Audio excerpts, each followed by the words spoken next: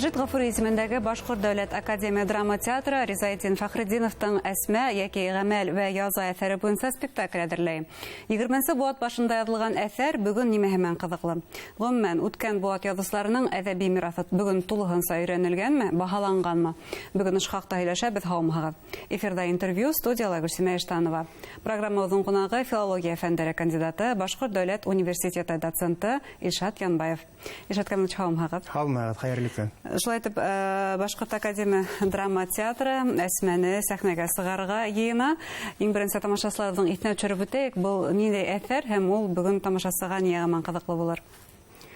Әлбиттә, менә был повесть жанрында яҙылған әҫәрҙе, «Әсмә» әҫәрен, уны айырым ғына ҡарарға мөмкин һәм уны Риза Фәхретдиновтың әҙәбиәт өлкәһендә ҡалдырған мираҫы контекстында, хатта донъя контекстында ҡарарға мөмкин. Донъя әҙәбиәте контекстында. Беҙ бында күҙеңдә тотабыҙ инде күберәк көнсығыш әҙәби традицияларын күҙеңдә тотабыҙ.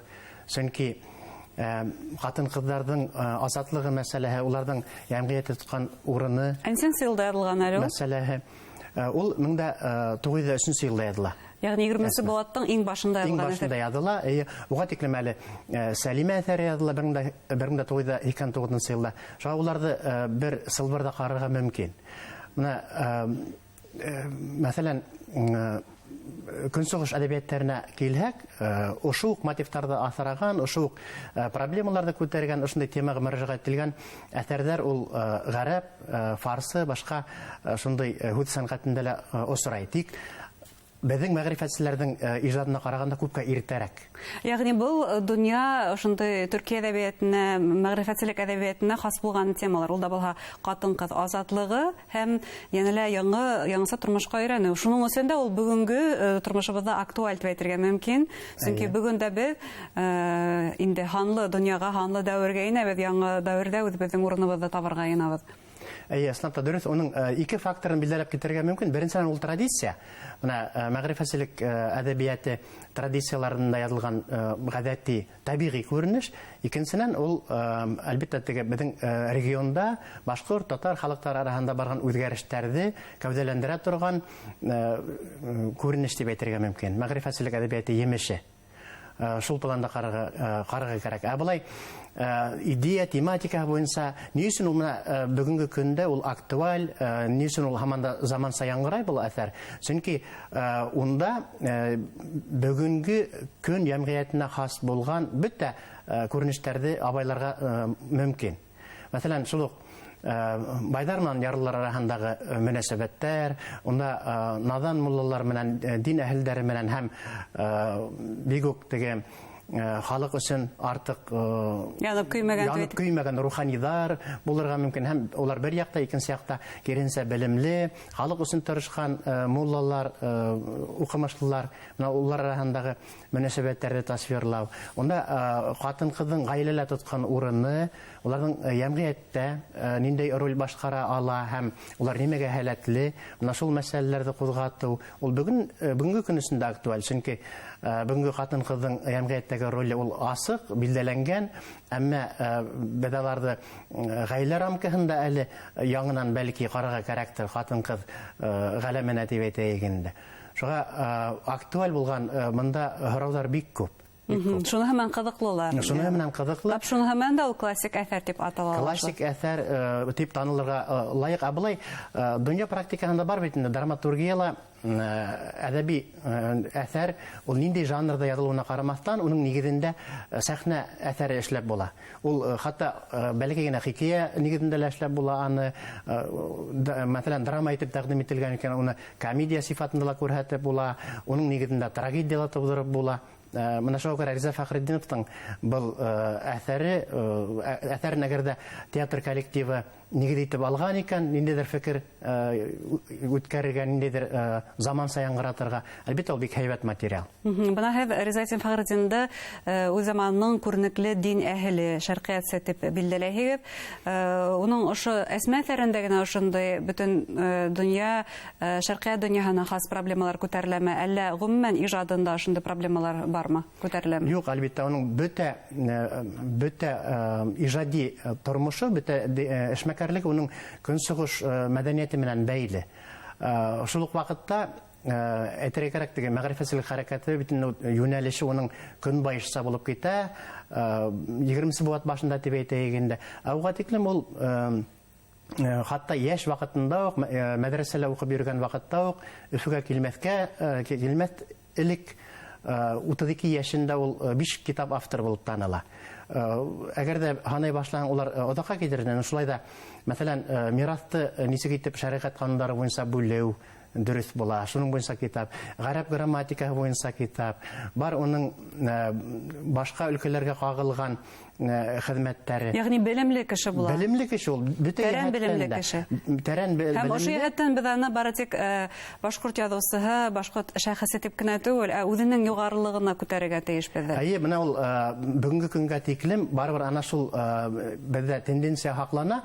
Башкорт, татар әдәбияты классигы, күренекле галим, энциклопедист буларак без аны беләбез, өйрәнәбез. Әмма минеңсә уны киңрәк планда, зуррак масштабта карарга кирәк. Чөнки үзенең ижадында ул бөтә менә шул көнсыгыш традицияларын үзенә һеңдергән һәм шул ук вакытта көнбайыш классикаһын яхшы өйрәнгән, уларның галимдарын өйрәнгән, уларның тормыш юлларын, хезмәттәрен матбугатта пропагандалаган журналист та ул.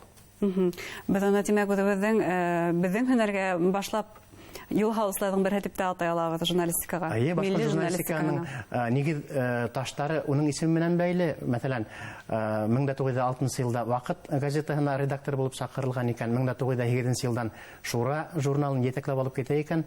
Асылда ул безнең матбугаттың башы. Милли матбугаттың.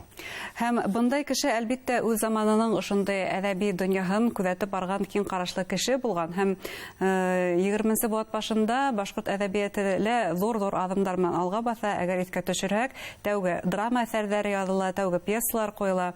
Менә ошондай баһаланмаган, бәлки без бераз оныта төшкән тагы кемдер дип билгеләргә әдәби мирастан.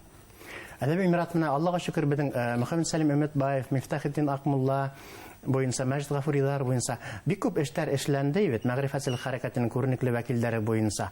Улар менә юбилей айканлы, улар буенча конференциялар оештырылып тора, форумдар, башка шундай саралар үткәрелеп тора.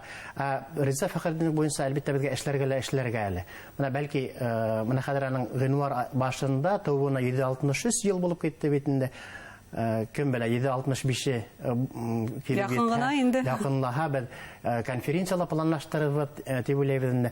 Бу конференция ниндәйрәк планда булырга тиеш? Бары тик төбәк киңлегендә генәме, әллә бу Резаитдин Фәхретдиновтың шундай шәхес буларак, төрки дөньяһында танылган шәхес буларак, бәлки гомумән шәркият дөньяһында шундай зур конференция кирәк дип исәпләйбез. Менә уның тарихчы буларак бер конференция үткәрергә мөмкин. Уның гыйльми педагогик караштары, уның дидактик әсәрләр, насихаттары буенча конференция оештырырга мөмкин. Әдип буларак, философ, дин билгесе буларак. Ягъни баһалауды көтә уның төрле яклы иҗаты дип әйтәләр. Буенча айрым саралар үткәрергә була.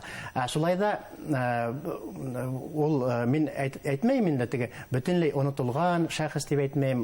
Ул бар, ул тарих тел әдәбият институты галимдары тырыша, саралар үткәреп тора. Уның мирасыннан айрым өлгеләрне бастырып чыгарлар. Мәсәлән, Юаны, сонда Аthар библиографик энциклопедияһынан айрым кисәктәр басылып тора, китаптары. Бу яктан Татарстан галимдары әлбиттә бик актив, уны ла билгеләп китерергә кирәк. Но шулай да уны менә дөнья масштабындагы фикер ияһе, энциклопедист итеп әле танытаһы бар. Бая әйтеп киттем бит инде, ул чөнки менә 19 буаттың һуңгы сиреге һәм 20 буат башында ул бөтен ана шул дөнья фәне, мәдәнияте казанышларын үзенең иҗады аша үткәргән һәм шуны халыкка yetkергән, пропагандалаган шәхес. Шуңа күрә ул осорда уга тиңләшерлек галимды күрһәтү авыр. Булай уның мирасына таянып, уның әсәрләренә нигезләнеп иҗат иткән язучылар әлбиттә бар. Ул Зая Өммәти, ул Закир Хазый, ул Афзал Таһировтар. Менә әгәр дә 20 буат прозаһын гына алып караһагыз, хәтта ана шул Зәйнәп образы, шул Әсмә, Сәлимәләр образы, шул баягы Әсмә әсәре менән бәйле айрым сюжет элементтары, художественный шундай эпизодтар шул менә мин һанап киткән язучыларның әсәрләрендә еш осрай. Ягъни ул тотыш башкорт әдәбиятында тотыш бер юнәлеште билдәләгән шәхес. Йогынты яһаган шәхес мәгърифәтсезлек әдәбиятын йөҙөн билдәләгән шундай язучы булып тора. Һәм әлбәттә бундай язучыларыбызды без өйрәнергә тиешбез, шәхесләребезне белергә тиешбез. Ошо яһәттән бына ошо бай әдәби мирасыбызны һаклау һәм киләсәк буынга yetkерү яһәтеннән инглиз телендә дөйем антологик белешмә сыгару мәсьәләһе күтәрелә. Бuna был мәсьәлә бүген ничекләм актуаль, һеҙҙең фекер?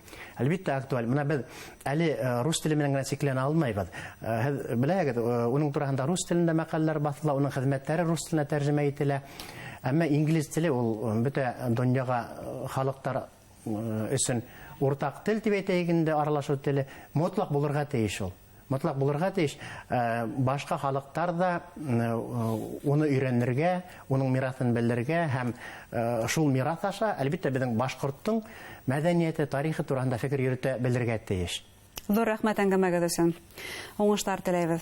Хөрмәтле тамашачылар, шулай итеп безнең студиялә филология фәннәре кандидаты, Башкорт дәүләт университетының доценты Ишат Янбаев булды. Игътибарыгызга зур рәхмәт. Һау булыгыз.